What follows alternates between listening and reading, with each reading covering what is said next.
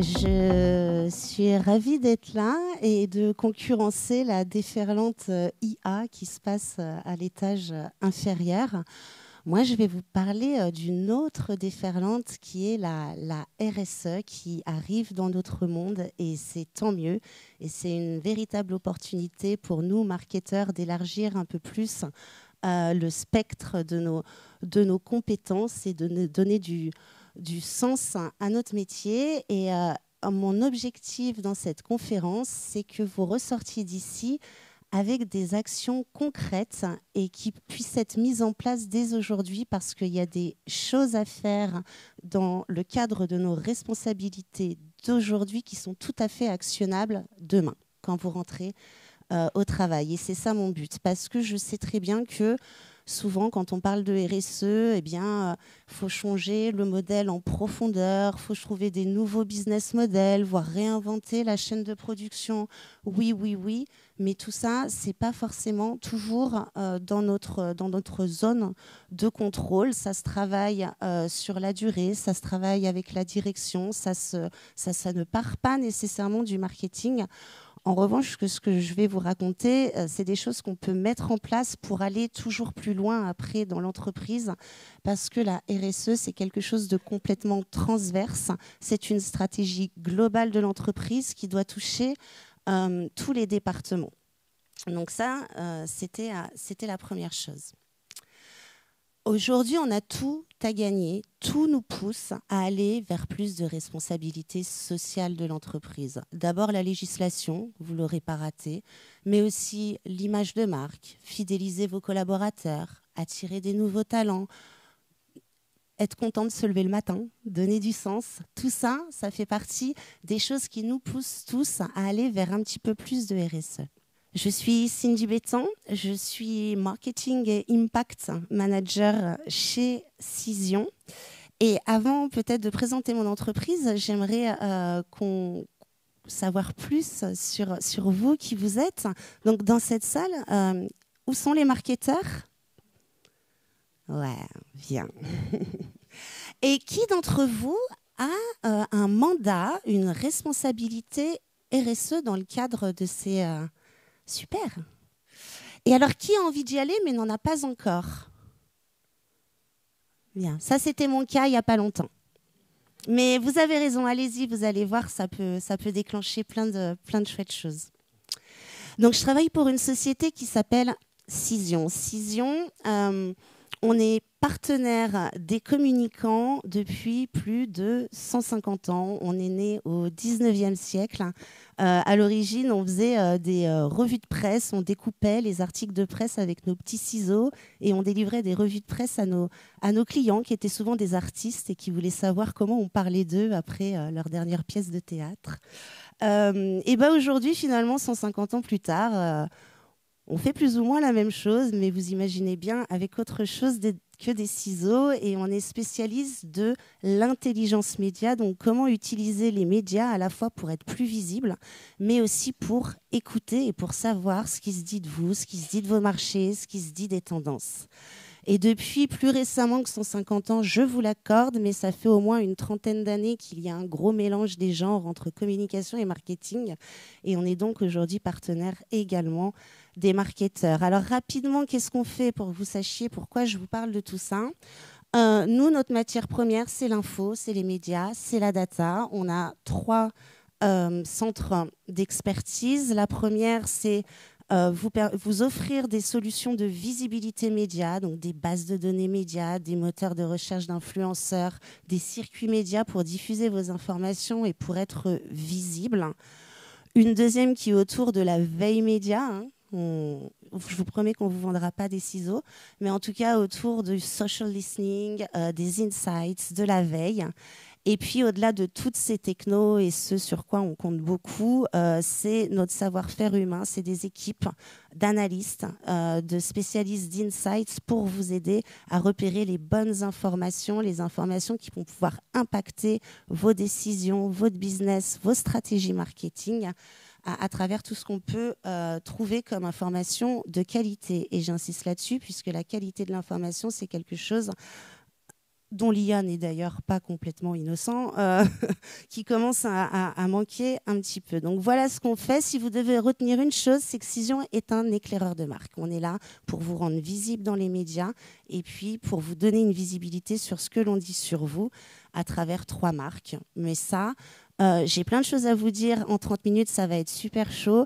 Donc, donnons-nous rendez-vous en bas après. J'ai mes collègues Abdou et Clémence qui sont là, qui sauront répondre à vos questions. Donc, comme ça, on ira plus vite sur tout ça. Cision, pour finir, donc c'est une entreprise mondiale, c'est 19 pays dans le monde, 50 bureaux, et vous pourrez remarquer que dans nos chiffres clés aujourd'hui, on met évidemment notre médaille EcoVadis en avant.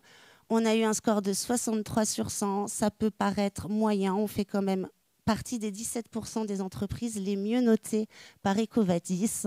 On ne s'en satisfait pas, on vise l'or, on fera toujours plus, mais bon, je pense qu'il faut être assez humble sur ces sujets. En tout cas, c'est un sujet qui nous préoccupe et qu'on prend très au sérieux. Ce que je vais vous raconter aujourd'hui, c'est où est-ce qu'on en est, nous, marketeurs, par rapport à l'engagement des marques, par rapport à la RSE. Et je vais m'appuyer sur une étude qu'on fait depuis avant Covid, depuis 2019, pour savoir justement si les marques ont pris en main ces sujets, si les marques s'engagent, et si oui, sur quoi, comment et comment ça impacte leur métier. Alors déjà, cette année, on le fait tous les ans, hein, depuis 2019, il y a vraiment un engouement fort sur le sujet, et plus qu'un engouement parce qu'on passe à l'action. Enfin, 72% des marketeurs ont répondu que la RSE, que les marques engagées avaient vraiment donné lieu à des actions concrètes. Et il y en a moins qui sont en train de réfléchir et vraiment qui passent à l'action. Donc c'est tant mieux, allons-y, actionnons. Il est jamais trop tôt. La deuxième chose que je voulais vous dire avant de commencer proprement parler le sujet, cette année, on a quand même posé la question du contexte économique, hein, parce qu'on aurait pu croire qu'avec tout ce qui nous est arrivé en 2023, guerre en Ukraine, inflation, etc., finalement, le sujet de la RSE allait être mis en bas de la pile. Eh bien, vous pouvez le voir sur ce graphique, pas du tout. Le contexte économique difficile n'a pas eu d'impact négatif sur la RSE. Au contraire, hein, il y en a presque la moitié qui nous ont dit que non, ça n'avait pas d'impact et qui continuent à travailler sur le sujet. Et il y en a même 34% qui nous ont dit que ça avait accéléré leur réflexion. Donc on est bien sur quelque chose de durable, quelque chose qui est viable dans le temps, au-delà des considérations économiques. On sent tous que c'est une transition qu'on doit faire. Et vous verrez dans le sondage, nous, marketeurs, particulièrement. Alors, sur les changements qui se passent aujourd'hui dans les entreprises, il faut savoir que les changements sont profonds, hein. Ils sont souvent pilotés par la DG. La moitié des entreprises nous ont dit qu'ils avaient fait évoluer jusqu'à leur stratégie de développement, donc arrêter des gammes de produits, en produire d'autres, changer les business models. Donc, c'est vraiment des changements en profondeur. Et 80% nous ont dit avoir une cellule, un département dédié à la RSE.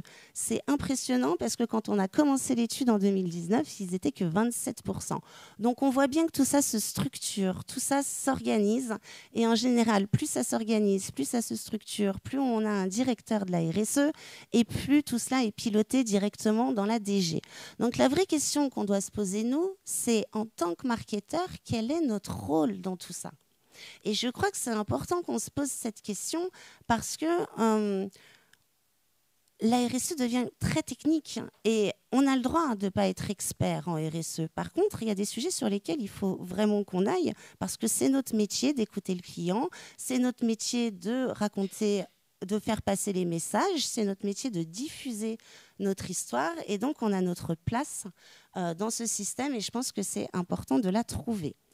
Et d'ailleurs, les marketeurs, qu'est-ce qu'ils pensent de tout ça ? Les marketeurs, depuis le début, ils sont super engagés. Vous êtes 97% à nous dire qu'une marque doit aujourd'hui porter des engagements sociétaux ou environnementaux. Donc, on peut quand même dire que c'est l'unanimité d'entre nous. Et puis, je vais plus loin que ça. Hein. Ce n'est pas juste pour faire joli ou juste pour nous faire plaisir. On est les 3/4 à penser que c'est une question de survie pour la marque. Donc l'enjeu est fort et notre rôle est très important dans cette histoire. Autre chose aussi, et c'est peut-être aussi pour ça qu'on le fait, hein, écoutez, on ne sort pas de 50 ans de société de consommation et de marketing à outrance sans y penser. On est quand même 80% à penser que l'engagement des marques contribue concrètement à la performance marketing. Donc ça aussi, ça peut nous inciter effectivement à avoir un discours de marque, un récit de marque qui prend justement les sujets d'engagement, les sujets sociétaux, environnementaux dans le discours de marque. Mais attention, parce que bien sûr qu'on peut le faire en se disant que ça va être bien pour la marque et donc répondre aux attentes du consommateur.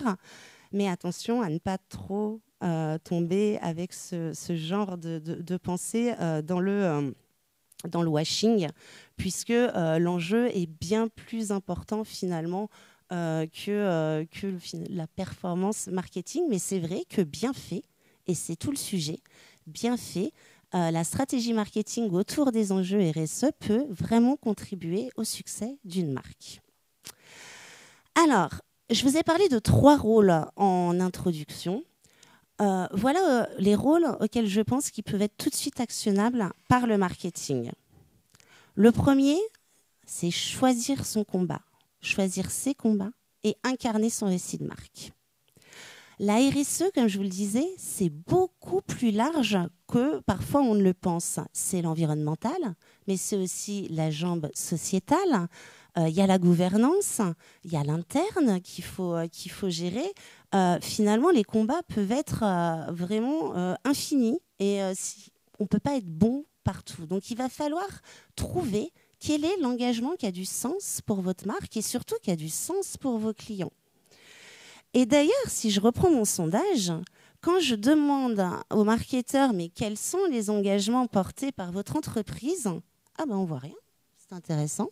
Non. Ok, bon, je vous le dis parce que je le connais par cœur.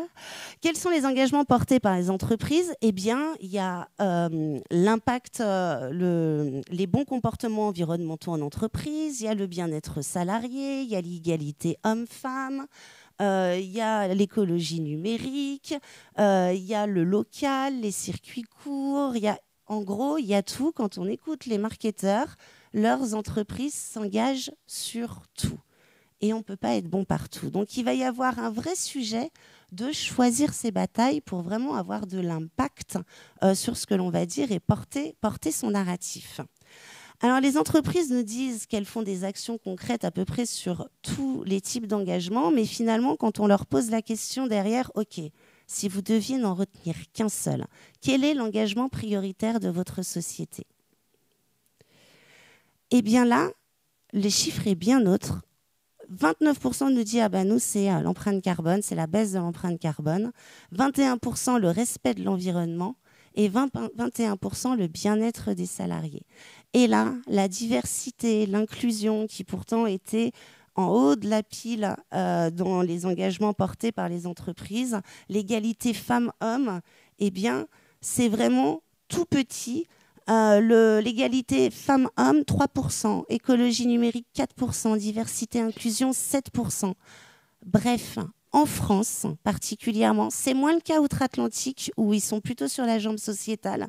En France, quand on pense RSE, on est tout de suite happé par les considérations environnementales. Alors attendez, je ne veux absolument pas dire, surtout pas, qu'il ne faut pas faire d'efforts sur son empreinte carbone ou sur sa consommation et sur son impact environnemental.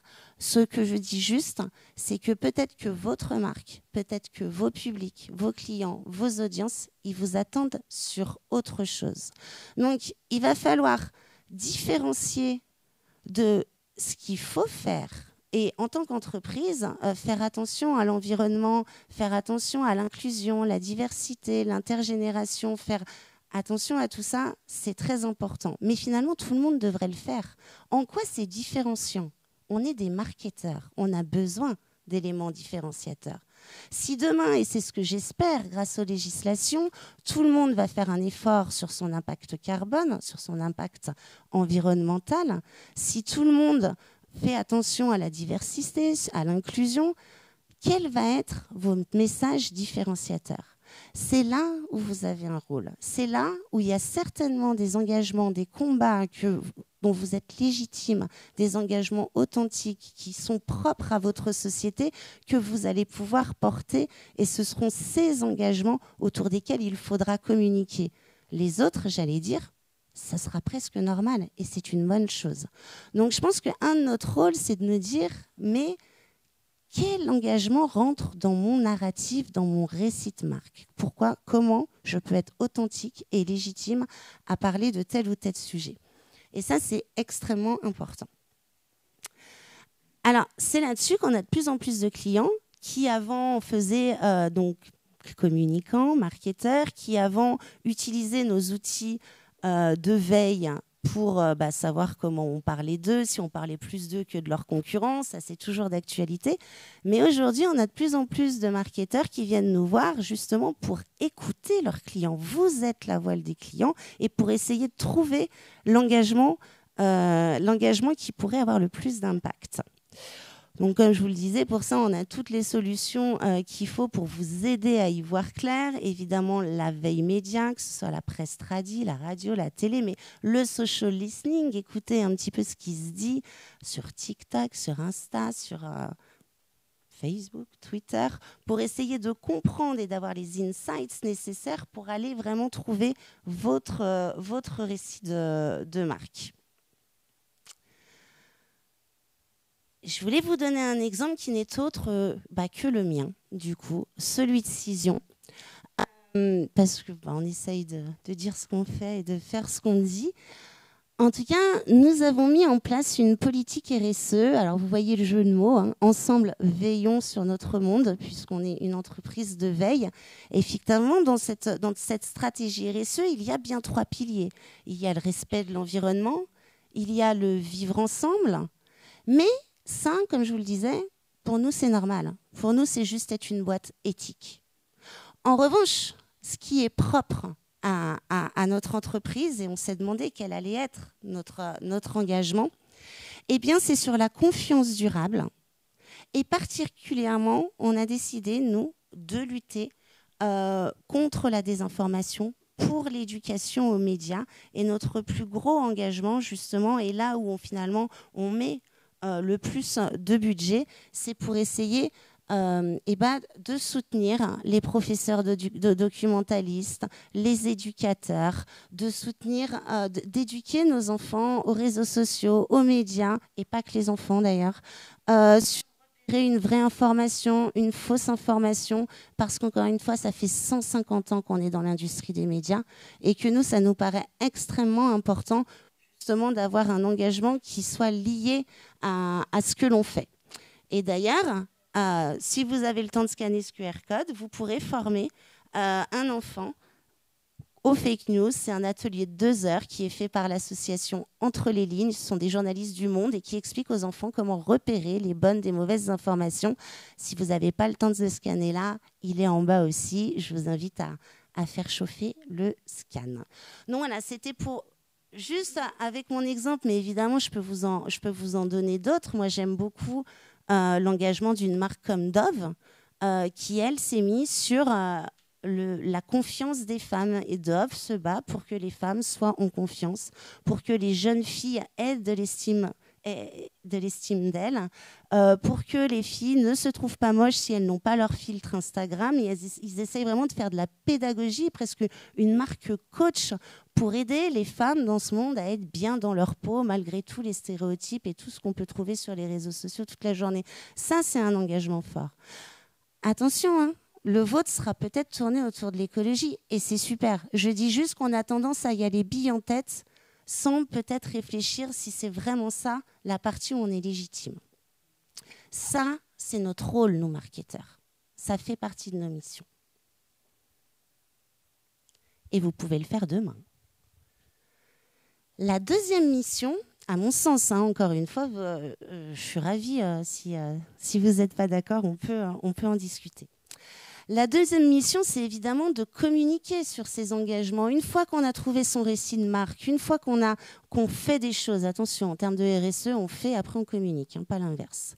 Eh bien, comment on communique sur ses engagements? Comment on le dit finalement à la terre entière? Comment on le dit à ses employés? Comment on le dit à ses audiences, à ses publics, à ses clients, à ses prospects, à ses parties prenantes, à ses investisseurs? Ça encore, c'est notre rôle. Ça, on sait faire. C'est notre métier. Et alors, ça peut vous paraître un petit peu bizarre de parler de communiquer sur ses engagements parce que vous pouvez vous dire, oui, bah, c'est normal, on est là pour ça. Mais aujourd'hui, vous êtes 93% à dire qu'il faut communiquer sur ses engagements de marque. Mais il y a 4 ans, on n'était que 66%. Et plus on remonte dans le temps, moins on le faisait parce qu'on avait peur du bashing. Aujourd'hui, on se libère de ça. Il faut communiquer et c'est là aussi où vous intervenez parce que si vous voulez que ça ait un impact sur votre image de marque, sur l'engagement de vos collaborateurs, eh bien, il faut que ça se sache. Et c'est là aussi où on aide nos clients à aller chercher de nouveaux médias, de nouveaux relais d'influence, de nouvelles personnes qui vont pouvoir parler dans votre écosystème de vos engagements qui ne sont pas directement business, mais si vous avez choisi le bon engagement qui pourra justement attirer plus de public. Ces outils, je vais essayer de vous en parler rapidement parce qu'encore une fois, Abdou et Clémence le feront bien mieux que moi si vous voulez aller plus loin. Mais des fois, c'est important que vous les connaissiez parce qu'ils viennent du monde de la com et parfois les marketeurs ne sont pas forcément au fait de ce qu'utilise la com. Et aujourd'hui, souvent, nous, on voit chez nos clients le marketing et la com travailler sur les mêmes outils. Le premier outil qu'on a, c'est une base de données journalistes et médias. Donc c'est très simple, je ne sais pas si vous savez que ça existe, mais nous, ça fait 50 ans qu'on met à jour des bases de données journalistes avec des gens qui sont dans chaque pays, hein, c'est vraiment nos bases, et qui vont vous permettre, là vous voyez par exemple un profil de journaliste, Thomas Leroy, qui travaille à BFM, vous allez avoir son adresse email, son numéro de téléphone, et vous allez pouvoir, à travers certains critères, choisir des journalistes en disant, voilà, je travaille dans la beauté, je cherche des journalistes qui travaillent dans des magazines beauté ou dans des magazines généralistes, mais experts beauté. Vous faites des listes journalistes et vous pouvez envoyer votre actualité, vos communiqués de presse auprès de ces journalistes. Je vous ai mis différents formats, mais c'est le même logiciel selon comment vous regardez le profil. Ça, c'est tout à fait possible de communiquer votre stratégie RSE aux médias. La deuxième solution dont je voulais vous parler, ce sont des RP classiques. Envoyer un communiqué de presse à des journalistes, finalement. On fait ça depuis longtemps. Je vais vous parler de nouvelles solutions de RP, ce qu'on appelle les RP digitales, les relations presse digitales, qui vont vous permettre plus de visibilité média. Déjà, je vous présente ce que c'est un communiqué de presse en 2024. Pour tous ceux qui pensent, et en particulier chez les marketeurs, que les RP, c'est has-been, je vous invite à regarder les nouveaux formats de communiqués de presse qui existent, qui permettent d'insérer les contenus qu'on fait tous, nous marketeurs, pour pouvoir les envoyer aux médias et aux influenceurs. Donc ça inclut des vidéos, des images, des boutons de partage. C'est des choses qu'on propose à nos clients, qu'on est capable de faire en 48 heures avec vos contenus, qu'on peut insérer dans un CP digital pour envoyer aux médias. Et ça marche aussi bien en B2C qu'en B2B, et j'aurai des exemples. Donc, tout ça pour vous dire que si vous avez une notion des RP un petit peu old school, je vous invite à venir vous voir pour qu'on torde cette idée reçue et pour que vous découvriez ces nouvelles solutions. D'autant qu'au-delà des communiqués de presse digitale, on est capable de faire beaucoup de choses au travers d'un CP digital. Par exemple, aujourd'hui, à travers votre CP, on est capable de vous fabriquer des petites vidéos d'1 minute pour pouvoir faire du social et pour pouvoir communiquer votre actualité sur les réseaux sociaux. Donc, je dis 1 minute, mais c'est 30 à 45 secondes. C'est les formats classiques de vidéos où on peut vous garantir des vues. Et c'est là où nous, on est très attachés à une chose, c'est à l'hybridation des tactiques. On pense qu'avoir RP d'un côté comme marketing, c'est complètement inefficace alors que tout ça se lie. Donc, il faut hybrider ces méthodes-là. C'est pour ça que ces nouvelles solutions, elles s'hybrident à la fois les RP, la com et le marketing et le social. Donc, votre communiqué de presse peut se transformer en 45 secondes de vidéo pour toucher plus d'audience. Je vous mets un autre exemple ici, mais c'est un peu la même idée, un communiqué de presse transformé en petite vidéo. Autre chose, en parlant d'hybridation, que je trouve très intéressante, c'est ce qu'on appelle le placement sponsorisé. C'est comment avoir le pay dans Renfort. On hybride. Donc, on part du communiqué de presse, bien sûr.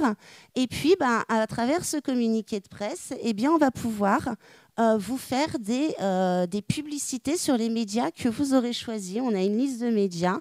Ça dépend de votre secteur d'activité, hein, entertainment, beauté, retail, IT. On va pouvoir vous faire une publicité sur les médias que vous aurez sélectionnés. Donc, c'est de la publicité contextuelle. Et par exemple, vous avez vu là le communiqué de presse de Moi Tennessee avec sa vidéo sur un événement qui s'appelait le World Living Soil Forum. Et finalement, il se retrouve avec une publicité dans Ouest France là-haut, une publicité native, Le Monde ici. Et puis ici, c'est la tribune, ici. Donc tout ça peut être hybridé et actionné en 3-4 jours si vous avez besoin de booster une actualité, et particulièrement autour de vos engagements. Bon, là, c'est un témoignage où il nous dit qu'il a eu quelque chose comme 190 inscriptions en plus en une semaine. Et comme je vous le disais, ça marche dans le B2B, puisque là, c'était pour pousser un podcast pour avoir plus d'audience dans une entreprise B2B, et ça a marché aussi. Donc voilà, donc ces nouvelles solutions hybrides existent. Et puis évidemment, la troisième solution qu'on va vous proposer pour communiquer sur vos engagements, eh bien, c'est les moteurs de recherche d'influenceurs. Et là, on a une solution qui s'appelle Brainwatch Influence, qui va vous permettre, comme les journalistes, de choisir. Moi, je veux un influenceur qui est sur tel réseau, qui a plus de temps de followers, dont l'audience est à Rennes. Et vous allez pouvoir avoir un moteur de recherche. Et enfin, dernière mission, et celle que vous allez pouvoir aussi faire dès demain, c'est gérer et mesurer l'impact de ce nouveau récit de marque. Parce que si vous voulez que votre stratégie RSE soit au centre de votre stratégie marketing, il va falloir prouver son efficacité. Et c'est là où on va pouvoir aussi vous accompagner pour mesurer la préférence de marque et puis pour savoir si vraiment ça a eu un impact sur vos publics. Parce que la RSE, attention, peut alimenter la crise. Hein. On parle de bashing, donc il est important de surveiller, de regarder ce que disent les gens et de pouvoir bien protéger son image de marque. Et quant à la mesure, c'est particulièrement important puisque nous ne sommes que 33% à dire qu'on arrive plus ou moins à mesurer sa stratégie de marque. Donc là encore, nos équipes Insights sont là pour vous aider à aller en savoir plus et aller avoir les bons KPI pour vous aider à mesurer votre image de marque. Voilà. Ce que je voulais vous dire, c'est qu'on peut prendre en main cette grande responsabilité, qu'on a des choses à dire, on a des outils, vous avez des outils, on sait les maîtriser mieux que la direction RSE et que c'est très important qu'on prenne ce sujet en main et qu'on l'actionne tout de suite. Je vous remercie beaucoup.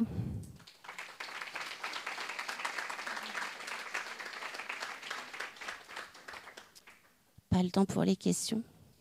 Ah. Est-ce que vous avez des questions? Oui.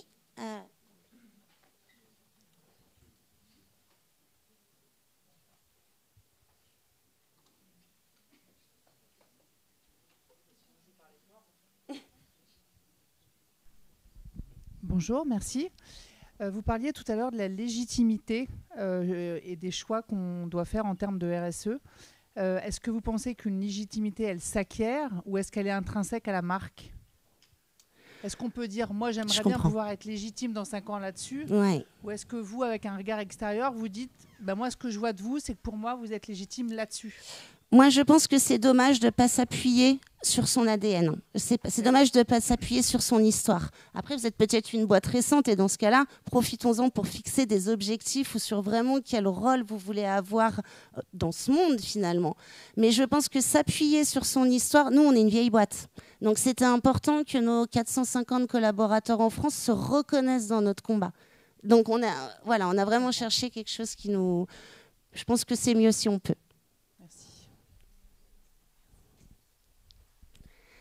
Eh bien, écoutez, j'espère vous voir en bas et scanner ce QR code.